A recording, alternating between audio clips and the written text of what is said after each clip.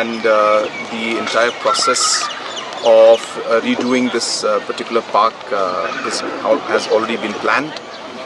Part of the plan is to extend some space for the civil hospital, which you can see behind me.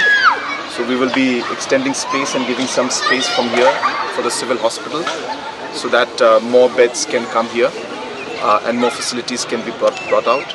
At the same time, we are in the process of shifting the animals from the park to the permanent location, which is the zoo, which is almost complete, and in the month of June we should be able to shift most of the animals to the zoo, to the enclosure that has been built out there.